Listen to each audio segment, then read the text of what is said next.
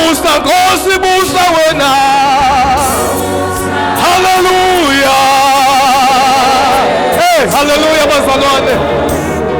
Sithi busa wena, busa simakade.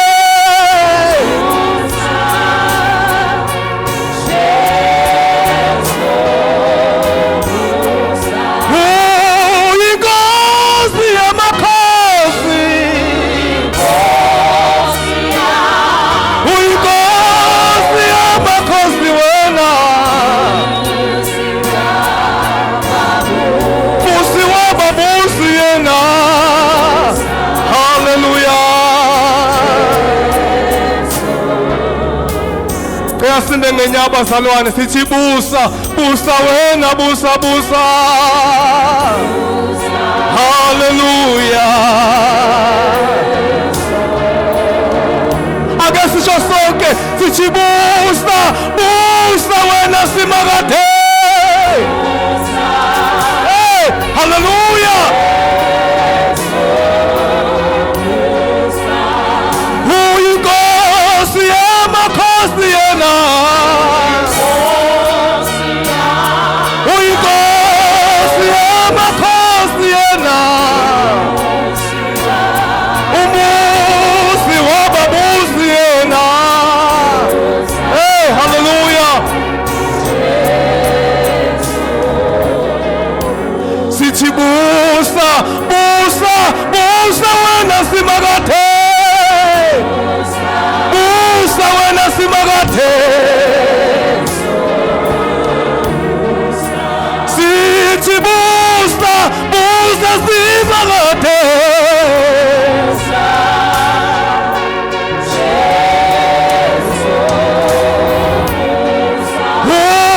Uyinkosi yamakhosi. Umusi wababusi yena. Umusi wababusi. Hallelujah. Ake sisho kokugcina bazalwane sithi busa, busa, busa wena simakade. Busa wena simakade. Sithi busa, busa wena busa. Hallelujah.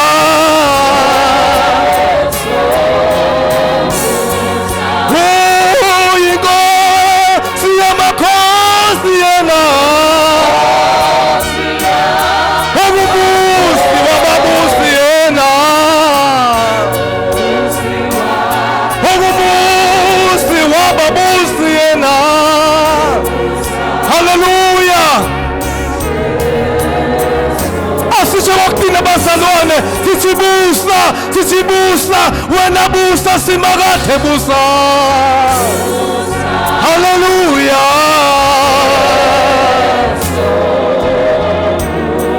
Sithi busa simakade busa wena. Busa wena.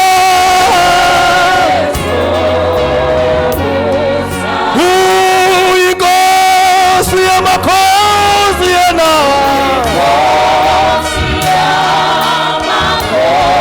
Umubusi wababusi.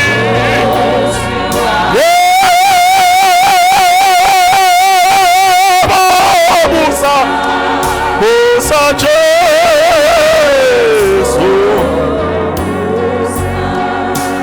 Morabo Santa Boshakanda Rabahanda. Rebehende be Santa Kondora Bosaya. Shakapata Sebeke Sheketesaya. Merebehende be Sako Sokondara. Rabobo Santa Bosheketera.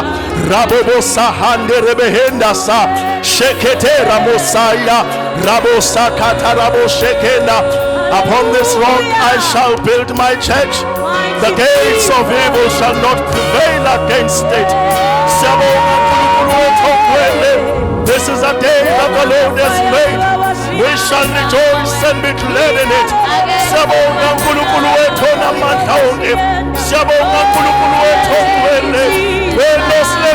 baba kule ndawo, benosibizile baba kule ndawo, to come and die before your presence. Baba siyakulela Nkosi namandla, vula leya ndlebe naleya ndlebe, ilalele baba ukukhuluma kwakho egameni lika Jesu Kristu waseNazaretha. The entrance of the word bringeth light. Moshaka bosaya. Yes, Jesus. Mondala bahanda sa. Thank you, Lord. Shikonda. Glory to Jesus. Mokabasaya Glory rabosanda. to God. Shekendera bosanda bakandasa. Hallelujah. Rebebe sheketebe setabasaya. Mokondo robosanda ribe shekendera sai. Rebebe sakoto soya rasanda. Sheketerebe sekende saya. Morobo sakanda bashokotaya. Repeke saya. Let the eyes of our minds be enlightened. Thank you, Jesus. In the mighty name of Jesus, by your word, Hallelujah. we pray, we pray, we pray. We thank In the you, mighty Lord. name of Jesus. Thank you, Jesus. Siphakame simende inyawo Glory to Jesus. ebukhoneni benkosi. Uma sifunda incwadi kaPsalms 85 verse 6. Lithi, will you not revive us again, that your people may rejoice in you? Ayibonga inkosi. Will you not revive us again? Will you not revive us? We are here for the Lord to revive us. This is not a conference but a revival. Babheka kuye. Ubuso babo bakhanya. Abasoze bajabha. Amehlo ethu uNkulunkulu uzowavusa namhlanje. Ifocus yethu uNkulunkulu uzoenlightenisha namhlanje. Ayibonga inkosi bazalwane. Ngizothula namhlanje umntwana kaNkulunkulu. Ayibonga inkosi bazalwane. Mama wethu bazalwane. Mama wethu umama uNgiba. Ayibonga inkosi uMadlamini. Ungumntwana kaNkulunkulu siyamazi la ekhaya. Ushadileke bazalwane nomama nobaba wethu bangcwele ubaba uNgiba. Ungumama bazalwane wamadodana amabili. Okukakhulu kukho konke ungumntwana kaNkulunkulu. Lokho ngamazi bazalwane kule minyaka kuleli bandla 24 years. Ungumntwana kaNkulunkulu, uphathisiwe nguNkulunkulu. Sizocela ukuthi simshayile izandla bangcwele eseza ngaphambili ezothulula inhliziyo kaNkulunkulu. We thank you, Lord. We thank you, my Father. Siyabonga ukukhuluma kwakho uNkulunkulu omhle kule ndawo. In Jesus' mighty name.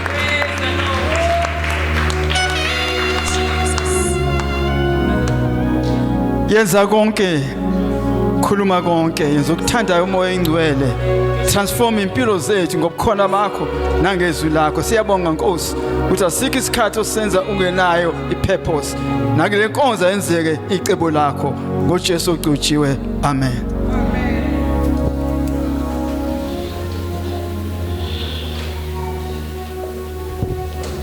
Hallelujah.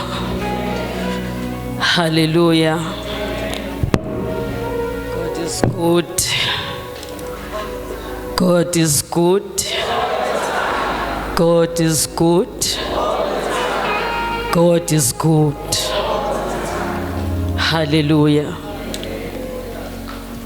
Ngiyabingelela ubaba uMbuyazi benoma. Ngiyabingelela ubaba uDladla benoma.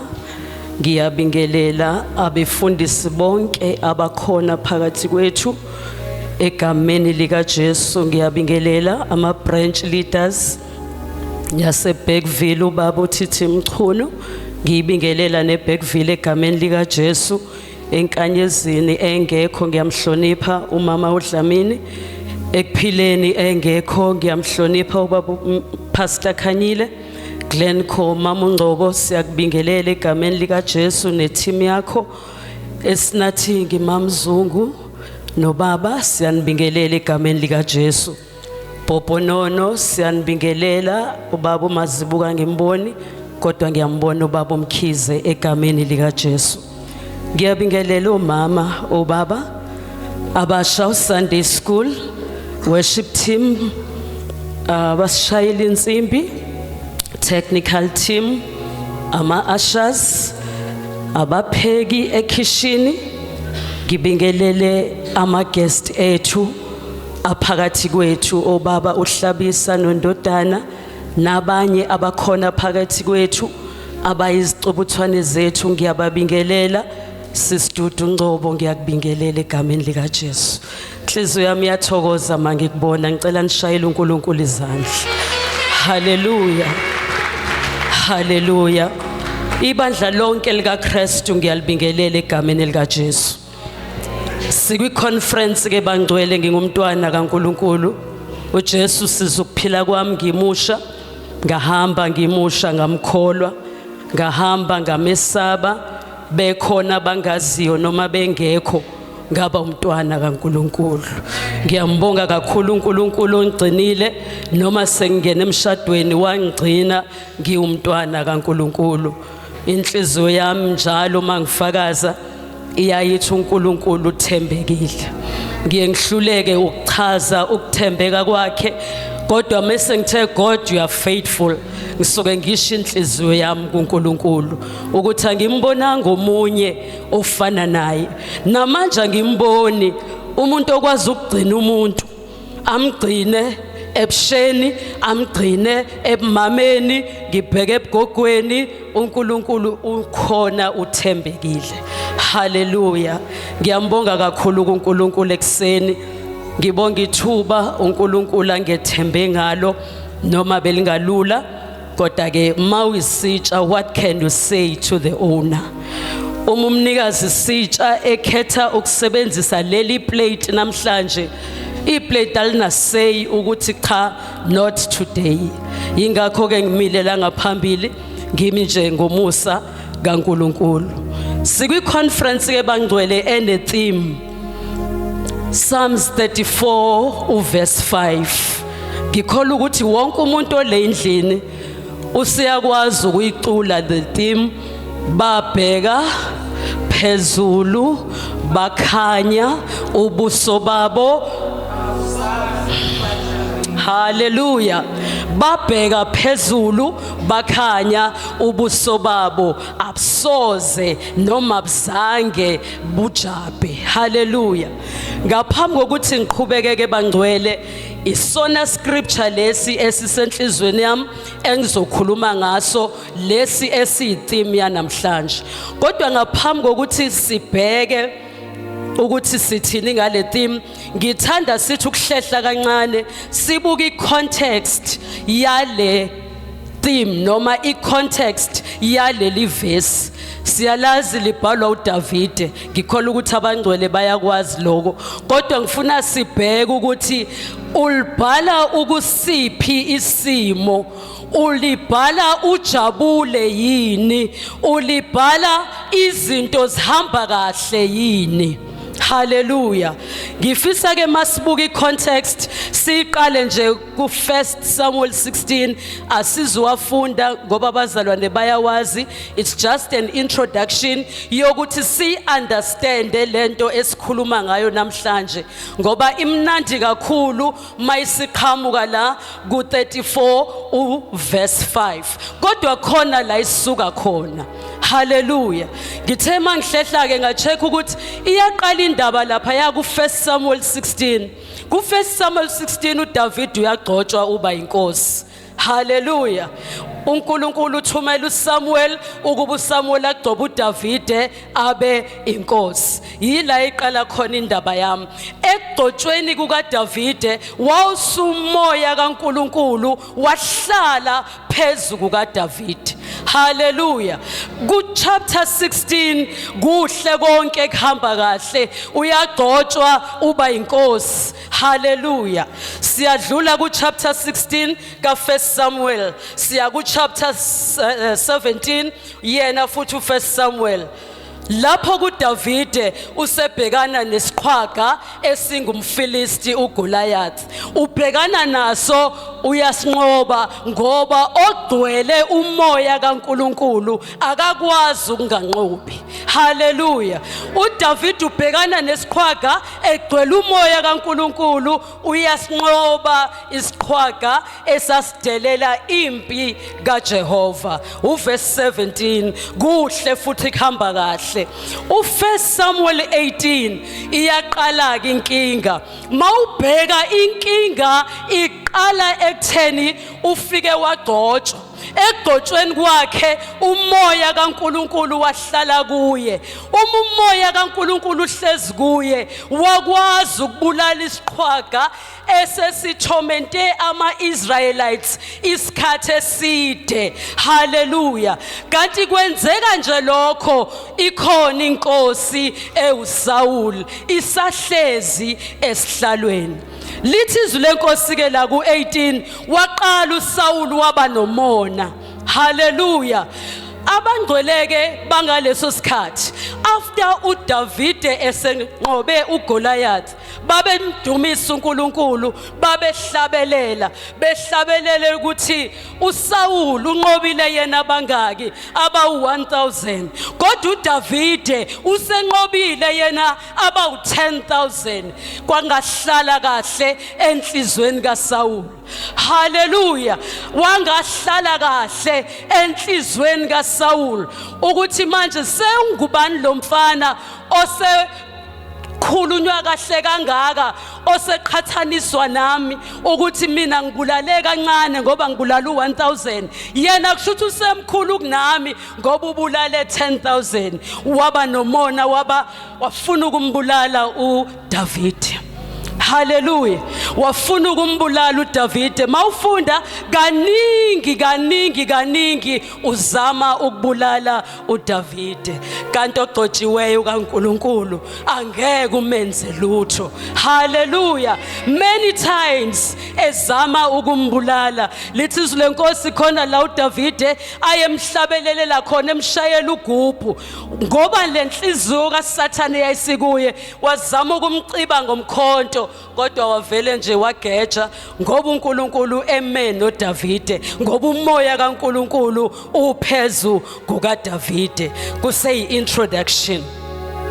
So kwahamba ke bangcwele uDavide waphila impilo yokubaleka yokuhamba ecasha ebalekela uSawuli ngoba uSawuli wayefuna ukumbulala. Impilo kaDavide yayisengcupheni yokuthi angafa noma yinini ebulawa uSawuli.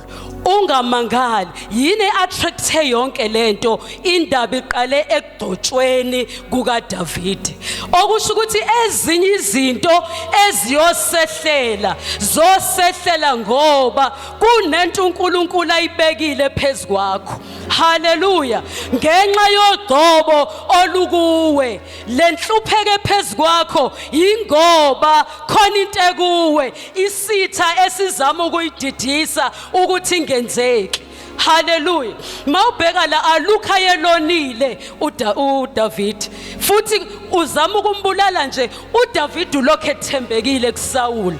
Hallelujah. Ulokho ethembekile kuSawuli akafuni impindiselo uyabaleka nje kuphela ubaleka nokuphila kwakhe. Ubaleke uDavide ke waze wabalekela ezweni lesitha sakhe ekhaya la kubo kaGoliath ihometown yakaGoliath ebizwa ngeGath. Lapho ke wayazi kahle ukuthi uzofa ngoba engene eGath. Lithi izwi lenkosi wayephethe vele nomkhonto abulala ngawo uGoliath ngoba uphila impilo yokubaleka ethunywa uSawuli azange sakwazi ukuthatha ikhali zakhe. Wahamba waya ethempelini wafica umkhonto owawubulale uGoliath. Umpriest uAhimeleki wamnikeza wona wahamba nawo. Ungena eGath ezweni lamaFilisti unobufakazi impela bokuthi wena uDavide lo obulele uGoliath wethu. Hallelujah. Uma engene eGath bakhona abambonayo bamspot ukuthi uDavide lo.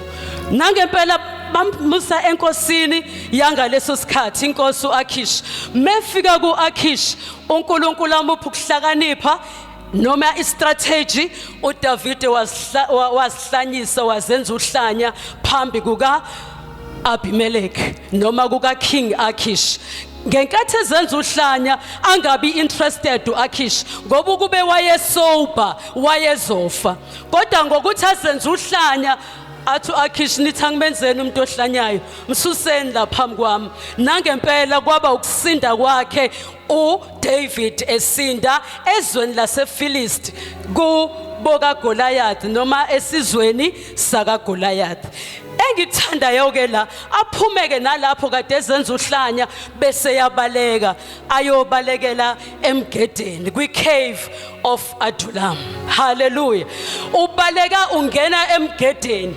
Umgede ke indawo yokuqasha. Naye usezoqasha ukuthi ngaphunyula enkosini uAkhish uAbimelech obezongibulala ngenxa yokuthi ngisezweni lakhe ngiphethe umkhonto ngingedwa kodwa uNkulunkulu wamenza nje ukuthi zihlanyise kwangathi indoda nje ewuhlanya ubaniko nesikhathi sendoda ewuhlanya wathi uAbimelech hamba waphuma wabaleka again waya kwi-cave of Adullam. Leli hubo leli esil-celebrate today esilisho kungathi kumnandi kuhamba kahle uDavide ulicula use-cave of Adullam uqashile. Hallelujah.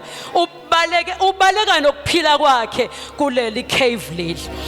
Engikuthandayo ke mekuyile cave thoye ekungeneni kwakhe wafica amanye amadoda aye 400.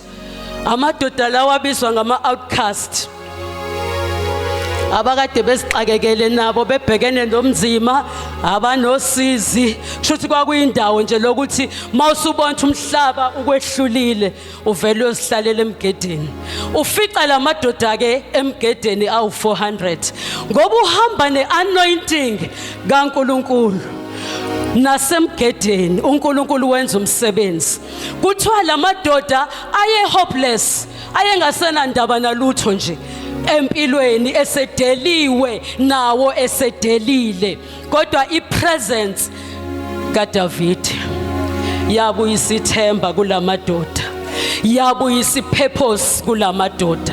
Hallelujah. Ngifuna ukuthini namhlanje kuseni ezinye izinto zizokwehlela ngenxa yalabo abasemva kwakho labo uNkulunkulu afuna ukubasiza ngawe. Hallelujah. Fanele kuqale kudlule wena esimweni bese bayalandela abalandelayo balandele sebekhomba wena ukuthi kuyadluleka kanti kuyaphileka kanti nangu uphilile nosibanibani. Baphila lamadoda atholakala esehlalile kule cave engenalisizo enganakwe umuntu kungekho nendaba naye kodwa ngoba ngalelo langa kwangena indoda egcwele umoya kaNkulunkulu yashintsha leyo ndawo. Lawo madoda u400 kuthiwa iwona aba a great army kaDavid.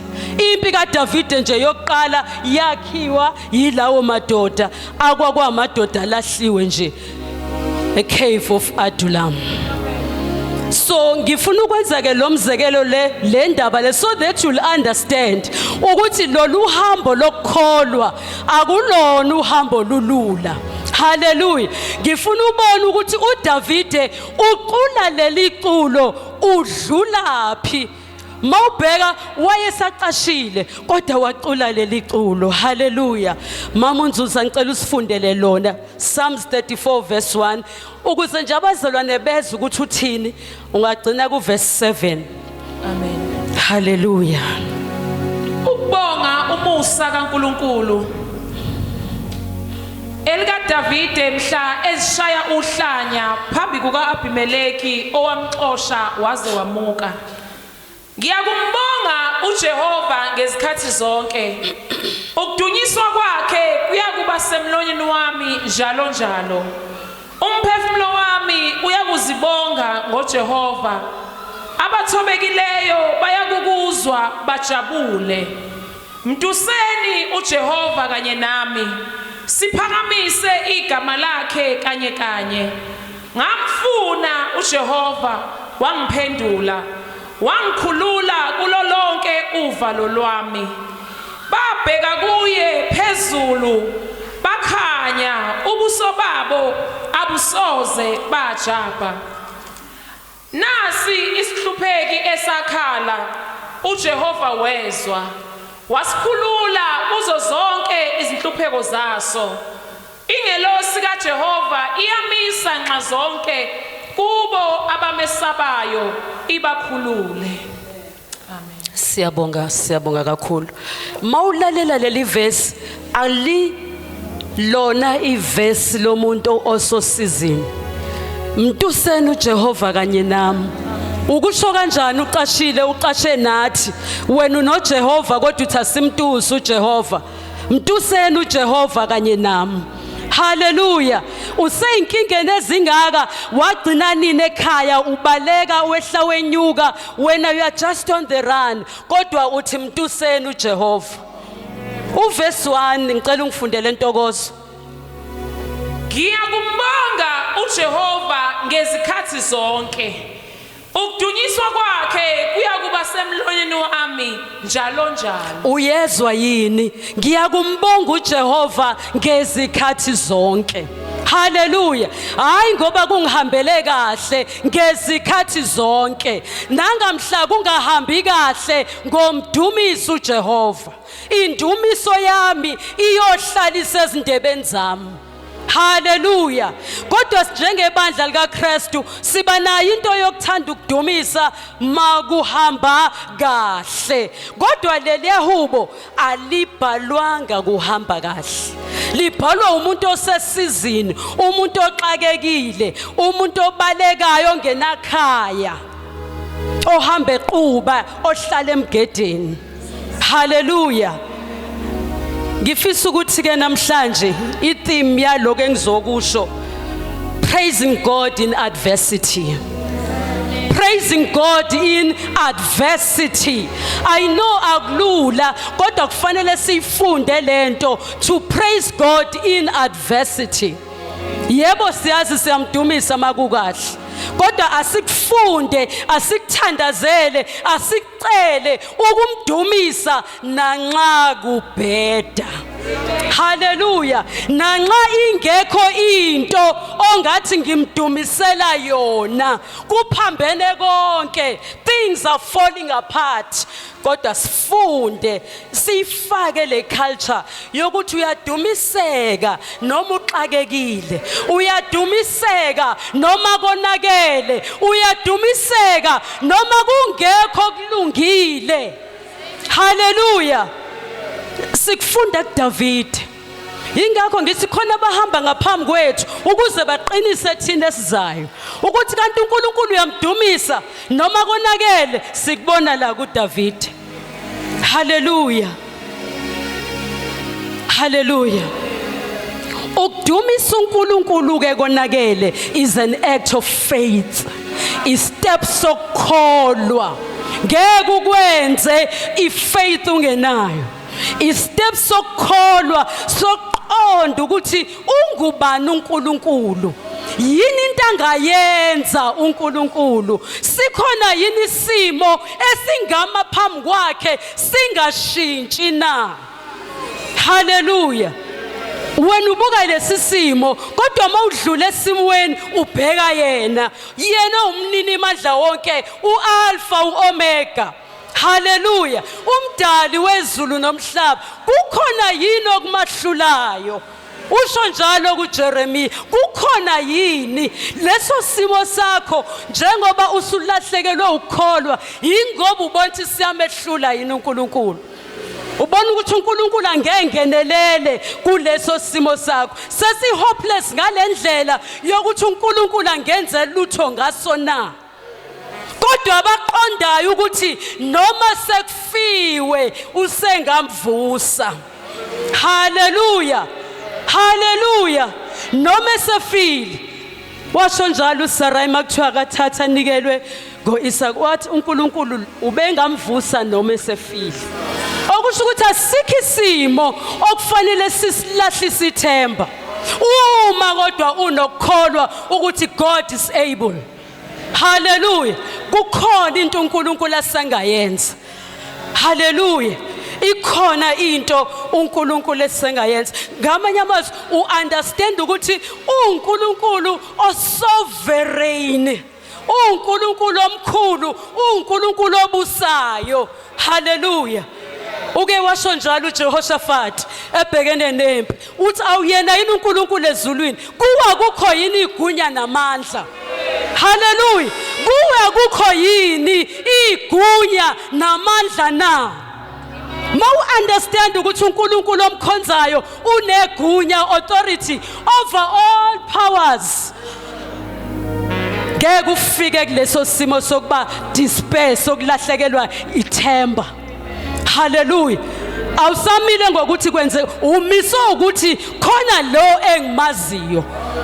Hallelujah. Khona lo uNkulunkulu ongahlulwa ilutho. Elithe izwi lakhe alukho lungenzeke, alukho. Alukho. Alukho. Alukho. Nalelo lokho akukho olungenzeke kuNkulunkulu. Hayi akukho. Abanokukholwa abakwazi ukusho njalo ukuthi ngingabheda kufike egcineni, kodwa kuyena alukho olungenzeke. That is an act of faith. Ukholwa uNkulunkulu othandaza kuye, ukholwa uNkulunkulu okhuluma kuye. Hallelujah. Ngiyathanda ke sibuyele kuleli verse lethu, sizolibreaka ka3. Babheka phezulu, 1 2 bakhanya, 3 ubuso babo abuzange bajapha. Hallelujah. Babheka phezulu. Hallelujah. Babheka phezulu. Hallelujah. Ukubheka phezulu kusho ukuthini? Kusho ukuthi ushift focus einkingeni, ubheka yena, ungena in the presence of the Lord. Hallelujah. Yebo inkinga ikhona, kodwa uyasuka kuyo uzobheka phezulu. Ubheke phezulu. And mawubheka phezulu, mawunganyuka nje manje kube khona into ekunyusayo nje, usibona kahle ngoba sinawo angithi. Mawusule phezulu uzobona usubona intuthwanyana nje, ithina labo njalo kade usibona kahle angithi. Ngobani? Mawushift focus ma problems uzobona uNkulunkulu emkhulu, ubona inkinga yakho incane. Hallelujah. Uzombona emkhulu yena, inkinga yakho incane ngoba uye wa shift focus. Wathi inkinga Yesu khona, ngiyayizwa nepain ongenza yona, kodwa ngizobheka uNkulunkulu. Ngizophakamisela amehlame ezintabeni lapho usizo lwami livela khona. Okusho ukuthi ibalekile lento yokubheka phezulu. Hallelujah. Kuyabhekwa phezulu. Hallelujah. Udlule phansi ubheke phezulu. Hallelujah. Suse amehlakho einkingeni. Ngoba isitha sisibamba kaloko, uyibona inkinga inkulu, ukhohlwe na ukuthandaza, umbona uNkulunkulu encane, inkinga ingaphezulu kaNkulunkulu. Hallelujah. Hallelujah. Thema ushift focus, ungene ebukhoneni bukaNkulunkulu. Mawungene ebukhoneni bukaNkulunkulu, there is fullness of joy. Ebukhoneni bukaNkulunkulu, there is fullness of joy. Yingakho uDavide enesibindi sokusho kahle kanje athi tusana uJehova kanye nami. Ungathi umuntu owina amamiliyoni akanalutho. Ntusena uJehova kanye nami. Ngobani? Ushift focus. Enkingeni abhekene nayo yokusukela uSawuli, wabheka uAlpha, wabheka uOmega. Hallelujah. Wabheka omdala kunezinsuku, wabheka ongahlulwa ilutho. Hallelujah. Babheka kuye phezulu. Hallelujah. Babheka kuye phezulu. Lento ize yenza kimi ukuthi uNkulunkulu eBhayibhelini kukaningi mekhuluma athi bheka. Bheka. Bheka.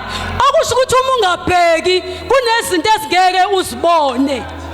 You need to open the eyes. Ubheke, kodwa ubheka phezulu. Ungadideki ubheke phansi, ngoba la phansi uzofa. Wafocus enkingeni, uba worried, uba ne-stress, kuyaqhakelana kube kuningi ngoba ifocus yakho isenkingeni. Kodwa mawubheka yena uzokhanya. Hallelujah. Kunokuthula in the presence of the Lord. Ukuthula ke kuyethiwe akusho ukuthi it's the absence of wars. Kusho ukuthi zikhona zikhona. Uyabona umbhalo waleli hub unokuthula enhlizweni yakhe. Uyabaleka yebo kodwa unokuthula enhlizweni yakhe. Kudalwe ukubheka phezulu. Ubheke phezulu. Wabheka uNkulunkulu wakho othembekile. Wabheka uNkulunkulu wakho ohamba naye. Hallelujah. Ngibe sengivukelwa ilamazwi ke Numbers 21 verse 8. Numeri intokozo 21 verse 8. Ngifuna sibuke nje yokubheka silapho nje njengamanje ukuthi babheka phezulu. Numeri 21 verse 8. uJehova wathi kuMose, zenzele inyoka enesihlungu uyibeke ensikeni, kuyakuthi yilo nalowo olunywayo lapho eyibheka uyakusinda. Hallelujah. Ngifuna sibuke into yokubheka phezulu. Ukuthi into yokubheka phezulu inamandla kangakanani. Inyoka zikhona zisiluma sonke. Akekho le indlela ongathi akalunyiwe inyoka. Sonke zisilumile. Yilo naloyo unenyoka yakhe emlumayo. Kodwa abazosinda abazobheka phezulu. Babuka inyoka yethusi. Hallelujah. Leyo nyoka yethusi siuJesu waseNazaretha. Hallelujah. Babheka phezulu. Bakhanya. Hallelujah. Abazange bajapha. Hallelujah. Nangu Israel. Nayo unenkinga yokulunywa inyoka. Uthi uNkulunkulu cha, ibeke kodwa uyibeke kwipole, ungayibeki phansi, uyibeka phezulu. Hallelujah. Awuyibeki phansi inyoka, uzoyibeka phezulu. Kuze bezophakamisa amehlo. Njengebandla likaKristu, siyadinga ukuphakamisa amehlo ethu. Sibheke phezulu. Hallelujah. Siyadinga ukuphakamisa amehlo ethu.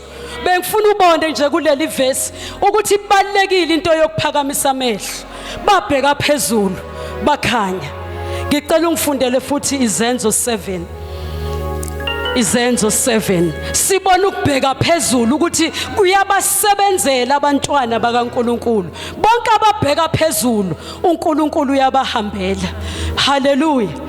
Chapter 7. Yes, ngicela ufunde u55, 56, 59, 60. Verse 55. Kepha yena egcwele umoya ongcwele waqolozela ezulwini. Ngicela ume lapho. Wenze njani? Ugqolozele ezulwini. Ugcwele umoya ongcwele. Yingakho uNkulunkulu ethe unyaka mokuqala ukuthi asidwaliswe ngamandla kamoya ongcwele. Hallelujah. Waqolozela. Cela uqhubeke sisi. Wabona inkazimulo kaNkulunkulu noJesu emi ngasokunene sikaNkulunkulu. Wathi, bheka ngibona izulu livuliwe nendodana yomuntu imi ngakwesokunene sikaNkulunkulu. Base bekhamuluka ngezwi elikhulu bavala izindlebe batheleka kuye kanye kanye. uStefanu bamkhanda ngamatshe ekhuleka ethi, Nkosi Jesu, yamkela umoya wami. Wayeseguqa phansi wamemeza ngezwi elikhulu wathi, Nkosi, ungababaleli lesisono. Eseshilo lokho walala ubuthongo. Hallelujah. Ngifuna ubone ukuthi ababheka phezulu babonani. Hallelujah. Ababheka phezulu babonani. Uyawuzwa yini nomthandazo womuntu obheka phezulu? Uyawuzwa yini umthandazo womuntu obheka phezulu? Ukhandwa ngamatshe. Ngaleso sikhathi esho njalo ayakhala amatshe enyameni. Bayangijikjela. Akajikelwa oyedwa, ujikelwa isixuku. Hallelujah. Kodwa ngoba waqolozela phezulu.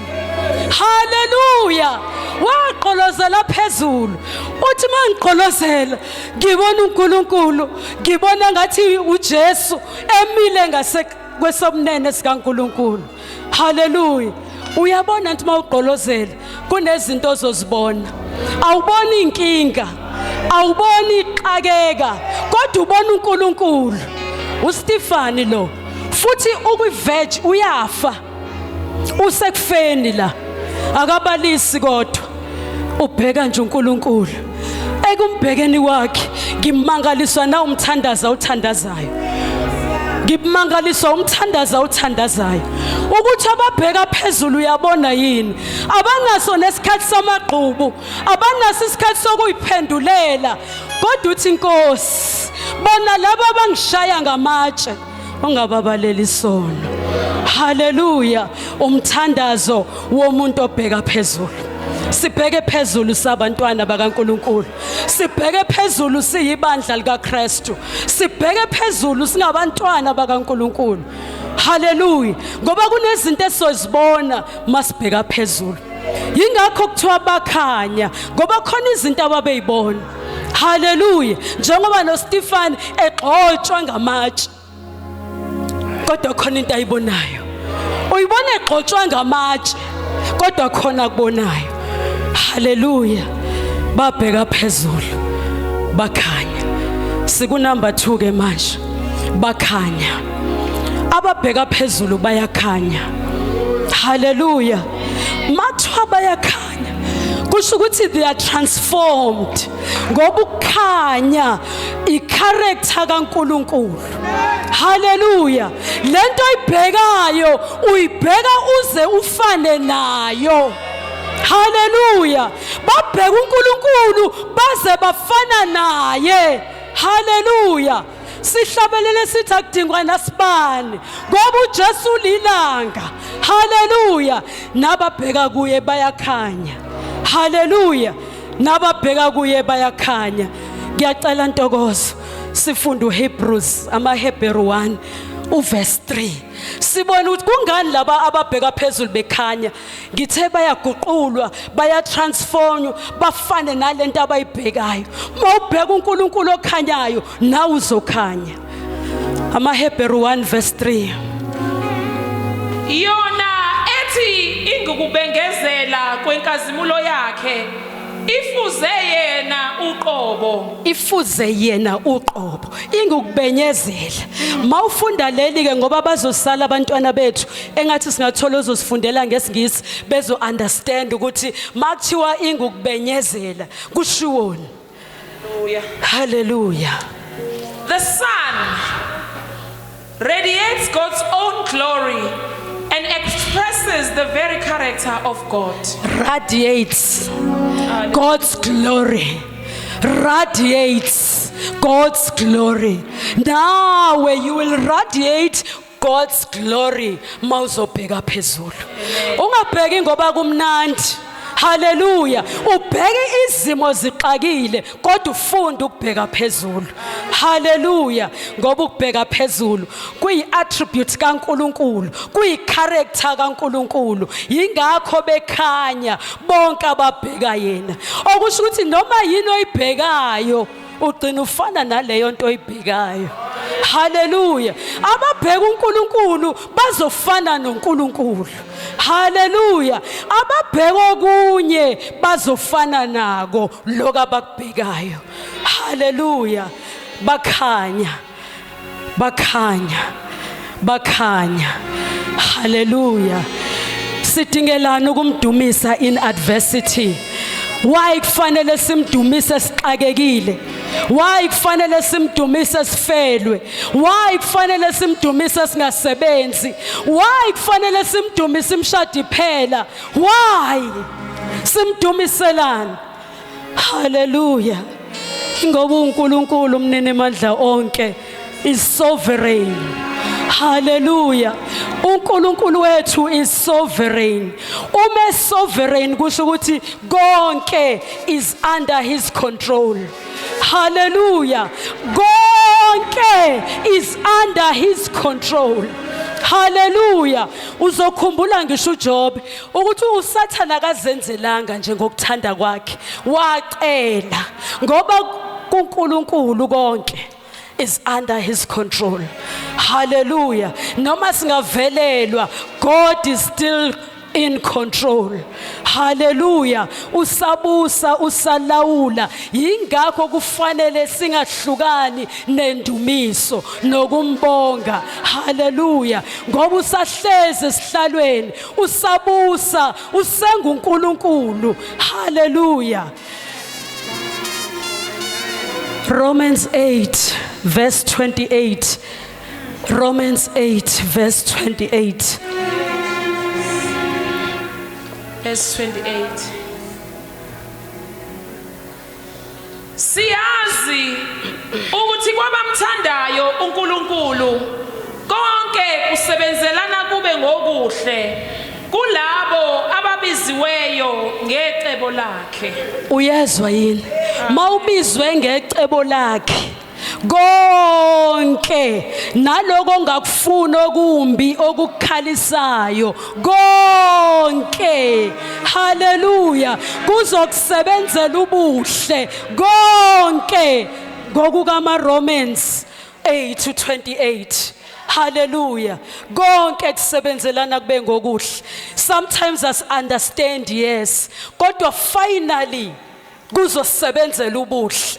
Hallelujah. Finally kuzosebenzela ubuhle kwabamthandayo, bemthanda bebiziwe ngecebo lakhe. Hallelujah. Konke okubehlelayo kusebenzelana kube ngokuhle. Kusho ukuthi alikho iphutha.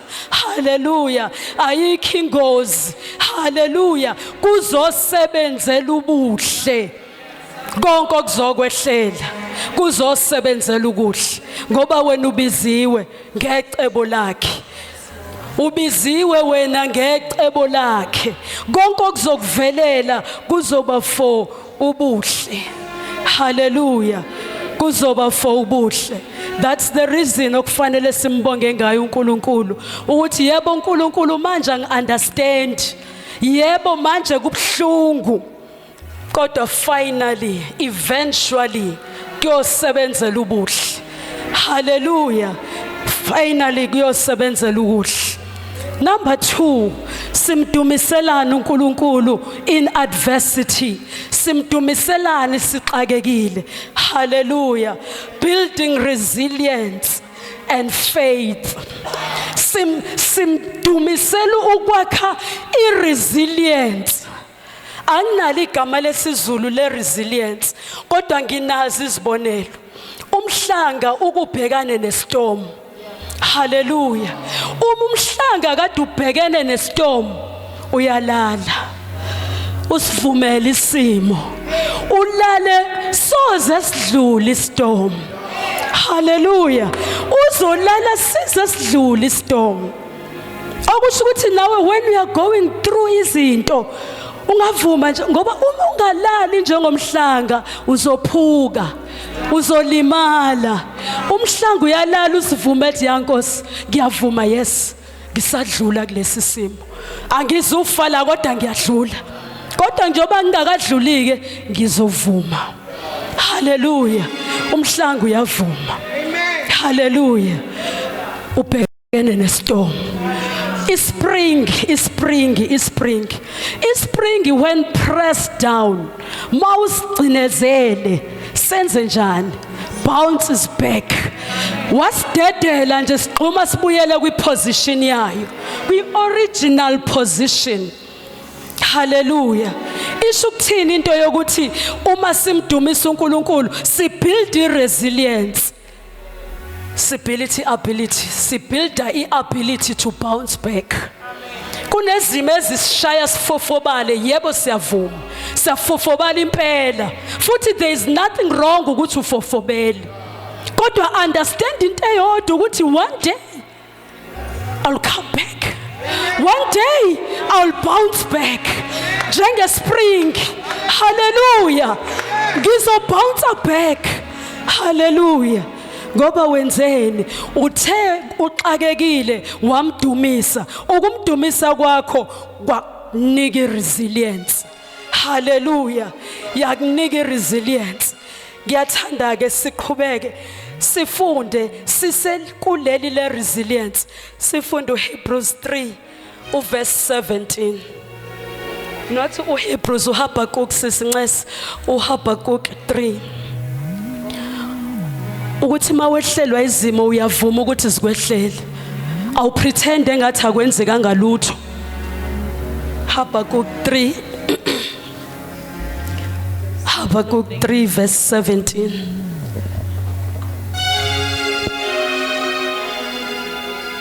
Iverse silijwayele. Habakuk says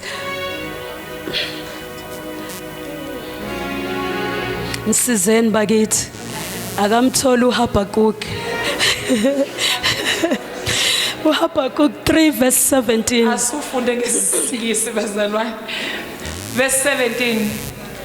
Even though the fig trees have no blossoms and there are no grapes in the vines, even though the olive crop fails and the fields lie empty and barren, even though the flocks die in the fields and the cattle barns are empty. Uyasizwa isimo esibhekene noHabakuk. Ungaqala uhlale phansi sisi. Uyasizwa na isimo esibhekene noHabakuk. Uyezwa na ukuthi ubhekene nani? Ungasifundela ngesizulu Ntokozo. Noma umkhiwane ungakhahleli, kungabikho izithelo emvinini, umsebenzi womnqumo uphuthe, amasimu angavezi ukudla, izimvu zinqunywe esibayeni, kungabikho nkomo ezibayeni. Uyezwa enza akukho kuhamba kahle la kuHabakuk. Uyezwa ukuthi akukho kuhamba kahle. Qhubeka ke sisi uzwe umuntu one resilience. Ovuma isimo ukuthi yebo sinjalo kodwa. Sinjalo impela kodwa. Sinjalo kodwa. Verse 18. Nokho mina ngiyakuthokoza kuJehova. Ngijabulele uNkulunkulu wokusindiswa kwami. Uthokoza ungenalutho. Uthokoza ungenalutho. Akho lutho esibayeni, akho lutho ensimini, akho lutho ndawo. Kodwa mina abantu abane resilience ukuthi he kunjalo ngiyavuma. Anginalutho njengamanje. Manje anginalutho. Kodwa ngiyakuthokoza ngoNkulunkulu wensindiso yami. Kodwa ngiyakuthokoza ngoNkulunkulu wensindiso yami. Awubuka omunye umzwalana amaHubo 56. Sizwe yena ukuthi uthini mebhekene nezimo. Hallelujah. Amen. Hallelujah. amaHubo 56. Uverse 3 no 4. Mhlange sabayo ngiyakwethemba wena. Mhlange sabayo. Siyafica ikhathi zokwesaba. Kodwa ngiyamthanda lo mzalwane uDavid. Uthi mhla mina ngifica ukwesaba ngothemba wena. Hallelujah. Uyasishumayeza ngoba ukwesaba kuzofika. Hallelujah. Uthi kodwa mhla ngesabayo. Umuntu loyo ozobounce back ngiyasaba ngiyasaba yebo. Kodwa ngethemba uNkulunkulu. Amen. Hallelujah. Ngiyasaba yebo kodwa ngethemba uNkulunkulu. Mhla ngesabayo ngothemba wena. Uyakusho ngomlomo ngoba la ekukholweni kubalekile ukusho. Hallelujah. Mhla ngesabayo ngothemba wena. Sishaywa izimo ezikusabisayo. Uthi kodwa mhla ngesabayo mina ngothemba wena. Hallelujah. Ngicela sivale ngoMikha. Micah 7. Sikulenge le resilience ne faith. Ukuthi mawudumisa uNkulunkulu ufanele ukubuilda iresilience. Umoya wenkani. Umoya wongavumi. Hallelujah. Amen. Micah 7. Chapter 7. Yes, verse 8 kuphela. Verse 8. Ungakuthokozi ngami sitha sami. Ngokuba uma ngiwile ngiyakuvuka. I'll bounce back. Lapho- ngiwile yebo ngiwile kodwa will bounce back. Uyasitshela isimo ungathokozi ngami, ungasheshe uhleke. Hallelujah. Ungasheshe uhleke ngoba will bounce back. Abazalwana abanomoya we resilience. Hallelujah. Umoya wenkani. Ukuthi yebo kunjalo manje kodwa kusho ukuthi kuzoba njalo nakusasa. Hallelujah. Uthi ungathokozi ngami sitha sami. Shuthi sesenzile isitha esikwenzile kodwa uyasitshela ungathokozi. Ungacabanga ukuthi usuqedile. Hallelujah. Ungacabanga ukuthi uqedile Sathane. Awukaqedi ngoba ngisazovuka. Hallelujah. Ungathokozi ngami. Hallelujah. Ungathokozi ngami. La endumisweni masimdumisa uNkulunkulu siba ngofakazi bakhe, siba ngofakazi bezinto azenzile. Hallelujah. Awukwazi ukudumisa uNkulunkulu unganalutho ombone ekwenzela lona. Hallelujah. Ngifuna u34 lo esikuyena impela sibone ukuthi ufakaza kanjani ngoNkulunkulu wakho. Amahubo 34 ufunda uverse 6 kuphela. 6.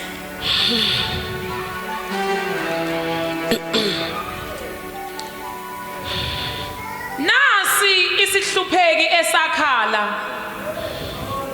uJehova wezwa. Wasikhulula kuzo zonke izinhlupheko zaso. Uyabuzwa ubufakazi. Nasi isihlupheki. Hallelujah. Nasi isihlupheki. Hallelujah. Esakhala. Isihlupheki esakhala kodwa sakhala kuJehova. Sabheka phezulu mesikhala. Sangabheka phansi. Sakhala kuJehova. Uthi uJehova wezwa. Ngoba sikhonza uJehova uzwayo. Nasi sihlupheke sakhala kuJehova. Uyabuzwa yini ubufakazi? uNkulunkulu eseshintsha imess wayenza imessage. Eseshintsha itest wayenza itestimony. Sawunokufakazi ngezinto odlule kuzona. Nasi sihlupheke. Uzisho yena. Nasi sihlupheke. Esikhala kuJehova. Bayakhala abantu eindaweni abakhala kuzo. Kodwa mawukhala kuJehova, uJehova uyezwa. Nasi sihlupheke sakhala kuJehova. uJehova wezwa. Hallelujah. Ngifuna sibheke iphathi yokugcina manje ethi kanjani. Kanjani ngisebhlungwini. Ngidumisa kanjani ngixakeke kangaka. Uyayazi into engidlula kuyo noma uyizwa ngendaba. Hallelujah. Kanjani How do you praise God in adversity? Umdumisa kanjani uNkulunkulu in adversity ebunzimeni. Hallelujah. Umdumisa kanjani? Through prayer. Hallelujah. Uyafunda ukuthandaza. Uyakufunda ukuthandaza. Abasekolose 3 noma singamfundanga sisidokozo. Abasekolose 3 liqiniselani. Yebo. Uyabona once kwathiwa qinisela wokwazi ukuthi akulula. Kwathiwa nje qinisela wokwazi ukuthi kushuthi akulula. Qiniselane ekukhulekeni. Hallelujah. Si addressa lento yokuthi manje uzoyithola kanjani resilience, uzoba kanjani nefaith ezimweni. Uzomkholwa kanjani uNkulunkulu. Qale emthandazweni. Funda ukuthandaza. Uqinisele emthandazweni. Akuyona into elula ukuthandaza, kodwa qinisela. Hallelujah. Ngoba umthandazo wolungileyo availeth much. Unezithelo ezinhle umthandazo womuntu olungileyo. Hallelujah. Athi siqinisele bese siyalinda. Silinde kukho sinokubonga. Asilindi sicomplaina ukuthi umthandazo ngawuqala 10 years ago. Asicomplain, silinde kukho ukuthandaza sinokubonga. Hallelujah. Siyambonga uNkulunkulu kungakenzeke sikuthandazeli. Hallelujah. Okunye okuyokwenzeka ngesikubone ngamehlo thina koba yithelo kubantwana bethu. Hallelujah. Abanye bophenduka sidlulile emhlabeni athi uma ubethi ngakho namhlanje uJesu ngiyamenza abe inkosi empilweni yami. Haleluya. Mina ngingasakufakazelanga lokho, kodwa khona abofakazi. Nangu umfundisi wayesifakazela ngithi bangcwele, angithi bangcwele ukuthi umthandazo kama wakhe iwona lo namhlanje. Azange ubone uma akawubonanga. Ingakho kuthiwa siqinisele bangcwele, siqinisele emthandazweni, siqinisele umthandazo uzosinikeza ithelo manje noma singasekho, kodwa zona zovela. Hallelujah. Speak praise, not problems. Speak praise, not problems. Ufunda ukukhuluma indumiso, ufunda ukukhuluma ukubonga. Awufunda ukukhuluma ukucomplaina nokusola, ufunda ukubonga. Hallelujah. Ufunda ukubonga. Hallelujah. Mawubuka uverse 1 uthe ngiya kumdumisa njalo njalo. Kusho umuntu ocashile. Uthi ngiya kumdumisa njalo njalo. Akakhuluma ukwesaba. Ukhuluma ukuthi ngizokumdumisa uNkulunkulu. Anginandaba nesimo ukuthi njengamanje sithini, kodwa ngizokumdumisa uNkulunkulu. Hallelujah.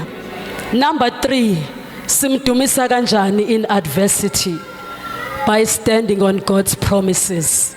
Sime ithembisweni zakhe, simezwini lakhe, sibamba ukusho kwakhe ukuthi ngoba ushilo. Hallelujah. Kunemtshumayelo yakho babudla wakasishumayeza yona. Wathi akushilo, it was a theme. Wathi akushilo ukushilo. Washumayela intshumayelo ethi nje akushilo ukushilo. Ngeke kushintshe. Umezwini lakhe. Isimo sona singa ups and downs, sibe right namhlanje sibe worse sibe right, kodwa wena umezwini uthena uNkulunkulu ngaleso simo. Ngoba uNkulunkulu ezwini lakhe une solution yesimo nesimo wena odlula kuso. Yimezwini lakhe, themba yena, hlala ezwini, funda izwi.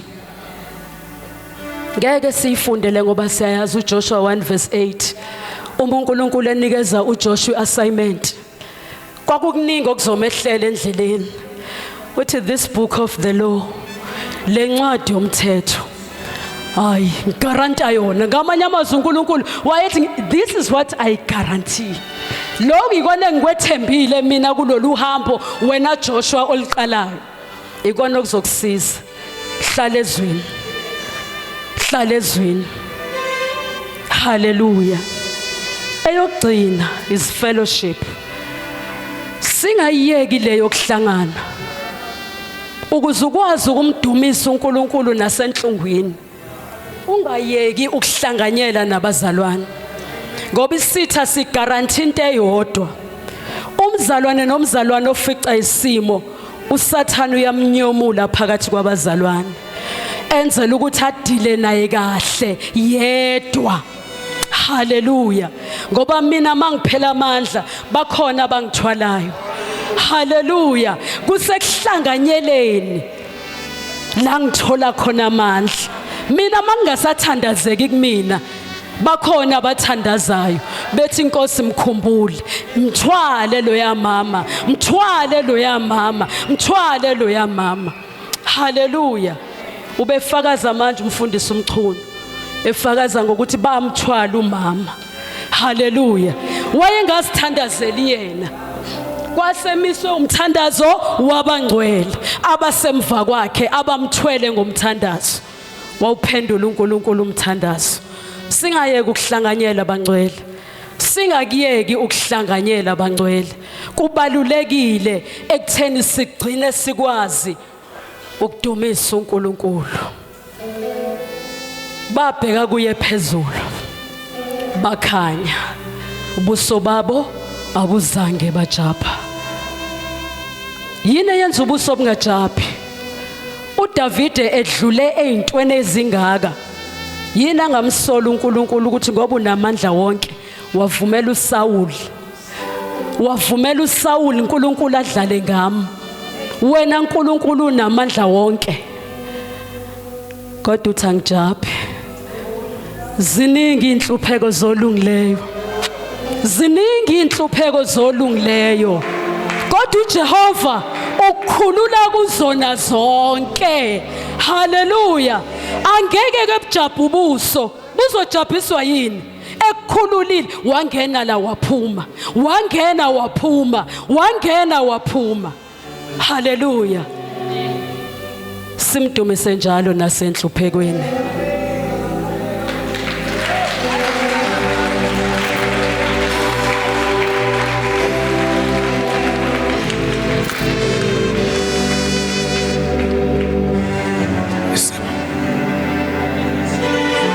Wethembekile Jesu, wethembekile Jesu, amalanga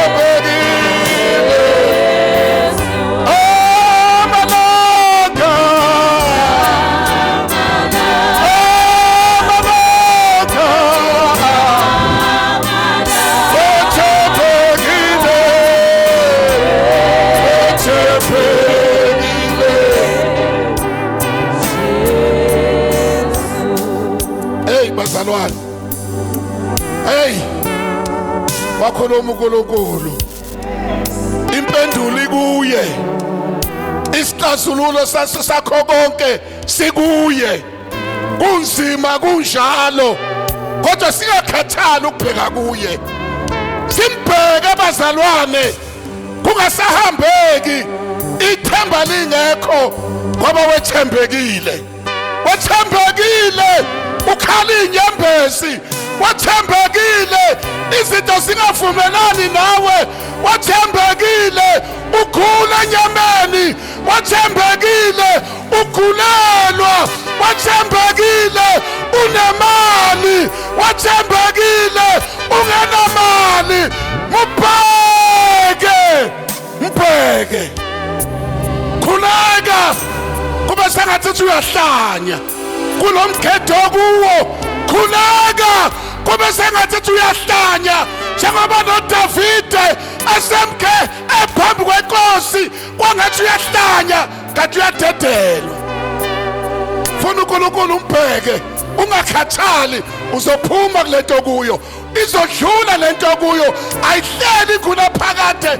Lithi izwi lenkosi okhuthazelayo kuze besekupheleni uyosindiswa, kuyakhuthazelwa ekholweni. Awudikibali. Don't give up. Don't give up. Don't give up. Don't give up. Press on. Don't give up. Press on. Don't give up. Press on. Glory to God. Mamshezi ngicela uzokhuleka. Usikhuleke ethi Nkosi ayivusa amandla, ayivusa ulaka lokuphikelela. Singagive up. Ngiyazi sibhekana nezinto eziningi, singagive up. Mama uKiba siyabonga. Nkulunkulu akubusisa, shaya izandla bazalwane. Shaya uNkulunkulu. Nkulunkulu aqhubeke akusebenzisa, akusikhulekela sime ngenyawo bazalwane. Siye phambi kwaNkulunkulu. Uyinkosi ephakemeyo, uyinkosi enamandla, uyinkosi ethembisile, uyinkosi engcwele, uyinkosi emini. Siyabonga ukwethembisa kwakho, siyabonga ukusigcwalisa ngamandla okuphikelela. Siyethembisa emini ukuthi sizophikelela, siyethembisa ukulala phansi. Zikhona izimo silala sikhona